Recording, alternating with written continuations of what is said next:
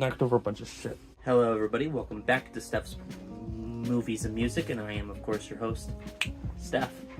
That was really gay. I don't know why I did that. Welcome back to another one of these music hauls. Well, we have a bunch of music related stuff. We have CDs, we have I think a few cassettes, and a little bit of vinyl as well. But we also have a lot of video game related stuff and some movie related stuff. And, you know, just a bunch of random crap. Let's start with the CDs. They're right here. Linkin Park, Hybrid Theory. I believe that's a diamond selling album. This is a really big deal of an album from the early 2000s. In fact, the year 2000s exactly. 12 Deadly Sins, Cyndi Lauper. So this is a compilation album. I think this is a gold selling album.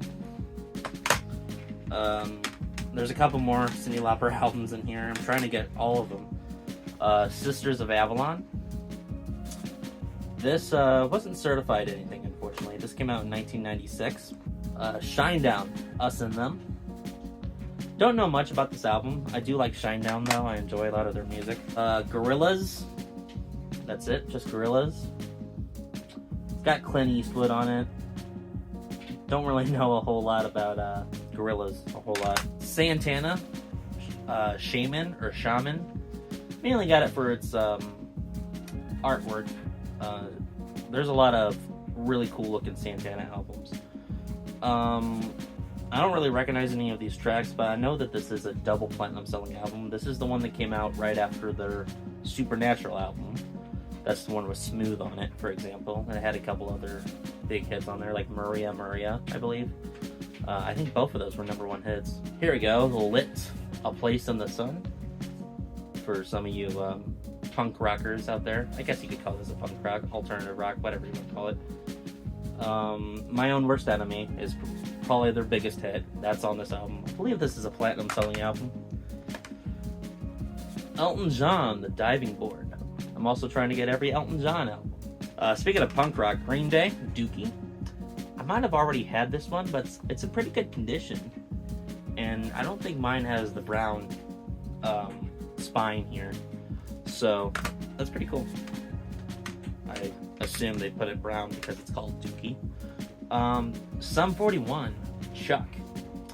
Don't know much about Sum 41. I did see them live because they opened up for Offspring. It was like Simple Plan and Sum 41 and then Offspring or whatever. Another Sum 41, Half Hour of Power. I think Sum 41 has a couple platinum or at least gold selling albums, so those might be those, I'm not sure. 98 Degrees and Rising. I think like 10 of these were from a thrift store, and it was like get 10, like it was like a 10 for 10 deal or whatever. And they didn't have some of these. I figured I already have, like Avril Lavigne, Let Go. I know I already have that one, but just to fulfill the 10 out of 10 deal, I had to pick a couple more. So that was one of them. 98 Degrees was one of them. This was one of them too. I don't know anything about this at all. MXPX, The Ever Passing Moments. Don't know anything about that. The Rushmore Academy. If the cigarette smoke doesn't kill you, the hairspray will. I assume that's the name of the album. I don't know anything about Rushmore Academy, but they sounded familiar. And once again, that was another one of those that I just had to grab to fulfill the... There was basically like 5 CDs there that I really wanted, and the other 5 I just had to kind of grab. Motion City Soundtrack. That's another one of those. Once again, it sounds familiar. Steve Perry, For the Love of Strange Medicine. This was one of those ones that I got at V-Stock. I already got a bunch of those done and over with. I think that was like buy 10 CDs and get $10 off of your total purchase. So I did that. This was one of them. U2, How to Dismantle an Atomic Bomb. That's one of them as well. The Black Eyed Peas, Elefunk. I think this was at the thrift store. Cyndi Lauper, At Last. That was one of the ones at V-Stock. Pretenders, Last of the Independents. I haven't been mentioning how much these are. Some of them I don't know. This one didn't do anything, but she's got like a live video album or whatever called Live at Last. That one went gold. I think I might have it on a DVD. Pretenders, Last of the Independents went gold. It's got I'll Stand By You. One of my favorite songs by them. Cyndi Lauper, The Body Acoustic. This is another one of those compilation albums, but they're all like acoustic versions of her big hits. Meatloaf, Welcome to the Neighborhood. This came out in 1995. Produced by Sammy Hagar, Steven Van Zandt, and Ron Nevison, so that's a pretty cool little credit there. So yeah, 1995, MCA Records. This actually went platinum. I got this for Christmas from my step-grandparents, Keith and Diane, stepdad's parents. So thank you very much, Keith and Diane. This is a wall mount, like a wall mount frame for a record, for a vinyl record. And so I gotta find something. It's kind of interesting how it fits in there. I'm not sure if I'll end up using this, but I think I probably will. I got cement walls down here, so probably not down here. Somewhere else will have to do. But I gotta find something in my record collection that's really worth framing. I have a couple things that might fit the description for that. Real quickly, this isn't music related, but it's also not really anything else related. It's a ThinkPad, an older ThinkPad. I don't know from what year, probably at least the early 2010s would be my guess. It's all dirty. Raven gave me this, not for Christmas, not for anything. It's just a gift. She didn't need it, so she asked me if I wanted it, and I said sure. At the very least, we'll probably, break it in a video probably sometime. Alright, it looks like we got 5 cassettes here. I thought we had more, but I guess not. MC Hammer, Please Hammer Don't Hurt Them. This was 43 cents. Willie Nelson, Stardust. That's a pretty big album by him. Also 43 cents. Montrose, self-titled. This is also 43 cents. I think that's their debut as well. Richard Marx, Rush Street. This was at Vintage Vinyl. This was 99 cents. And I think this is a platinum selling album. Richard Marx is a very underrated songwriter and singer as well. A very unique voice. Slaughter, Stick It To You. I've actually seen them before. They're a pretty cool band. I guess you could call them glam metal or hard rock or whatever. I've actually seen them twice. Once on their own headlining tour, and then another time they opened up for, or I think they did a co-headlining tour with Great White. So I saw them at like a casino. This is a double platinum selling album. Alright, that's all for the cassettes. Moving on to vinyl. We only have another 5 or 6 of those. 1, 2, 3, 4, 5, 6, 7 actually. But 5 of them really only count because these other 2 I'm not going to keep. They got water damage while they were in my car. I don't know how that happened. I guess they spilled water and they were on the floorboard, and I guess I got on them. That's the only way that I could think of it. They weren't in that great a condition anyway, but this is Chicago. I think this is, Chicago 10. One of their late 70s, no, mid 70s, 1976. That was a pretty big deal of an album for them. I think this one at least platinum, maybe double platinum. It's about to go in the trash now. It's a bummer. But these were these were only a couple bucks at a thrift store. This is Hearts, their self-titled album. This came out in 1985. I want to say on Portrait Records? Capitol Records, my bad. This is a 5 times platinum selling album. This is their most commercially successful album as well. You got If Looks Could Kill, which I don't think went to the top 40. I think it went to like number 54 or something like that. What About Love, which went to number 10. Never, which I think was like number 15 or so. These Dreams went to number 1. And then Nothing At All, I believe, was another, if not top 10, top 15 hit. So lots of big hits for them. Anyway, yeah, both of these. This one actually got the worst of it, which really sucks. They're about to go in the garbage right now. There we go. All right, now these other ones will never go anywhere near a trash can ever, as long as I can help it. Well, maybe this one. No, none of these will. These two are from Vintage Vinyl. They're both $5 albums. The Jay Giles Band, Love Stinks. I believe this is either a gold or platinum selling album. It's got Love Stinks on there, which was a pretty big hit for them. Probably my favorite song by them. Their next album is their biggest album and probably the peak of their career, and that would have been Freeze Frame, which of course had Freeze Frame and Centerfold on it. When it was 1980 is when this came out. I guess Freeze Frame came out like 81, 82. And then you got The Fix, another $5. Phantoms. I don't know if this is certified anything here. It came out in 1984. I think it might be gold at least. I think Reach for the Beach is their probably their biggest album. That went to number. Well, I don't know what number it went to, but I think it's a platinum selling album. And I don't really recognize any of the songs on here, but I've had a couple opportunities to go see the Fix. One time I actually did go see them. It was at a concert. It was at a smaller venue. It would have been great. It was at the Del Mar Hall, about 15 minutes away from my house. Fastball opened up, but right in the middle of Fastball's set, I started having a panic attack about something. I don't know why, but and then I went home, so I didn't actually get to see the Fix. But I saw Fastball, so that was cool. Fastball's a pretty cool band. I don't know why Fastball opened up for the Fix. It's kind of weird to me, but whatever. Alright, these next three albums are huge in the world of heavy metal music, and really just in the world of music in general. These are really big, heavy hitters. We're going to start out with Iron Maiden, Somewhere in Time, for $25. This is V-Stock. No, not V-Stock, Vintage Vinyl. Original pressing. It's in great condition.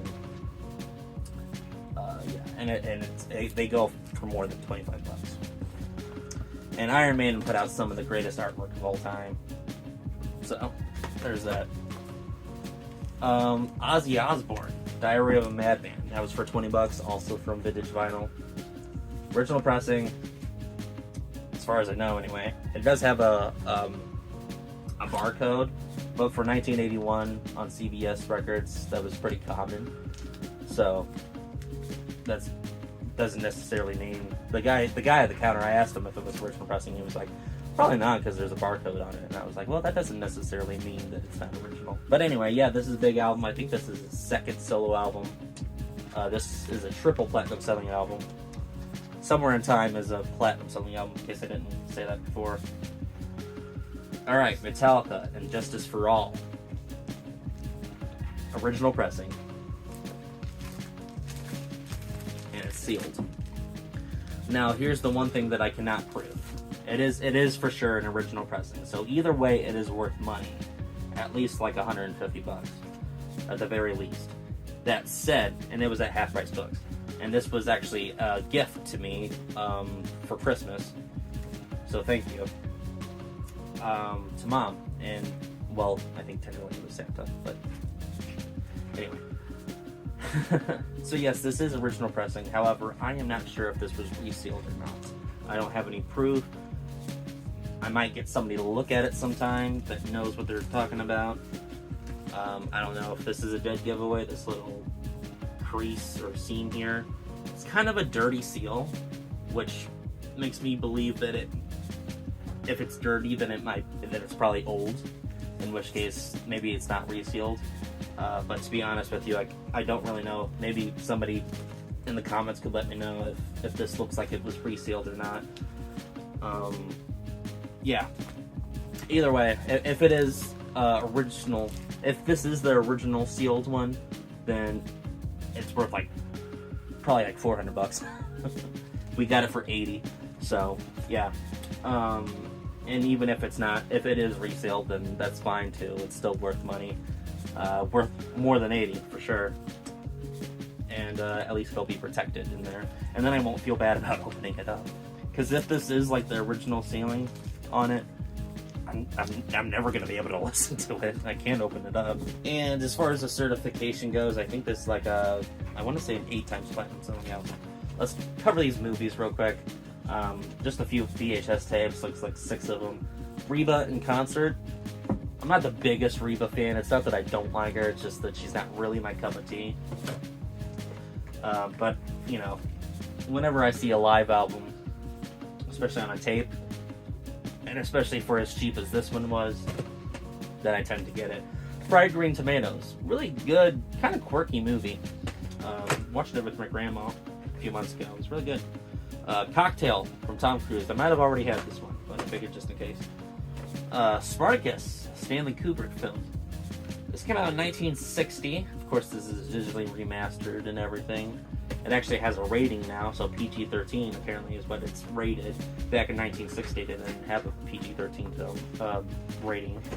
The Patriot, Mel Gibson, of course. Don't know much about it.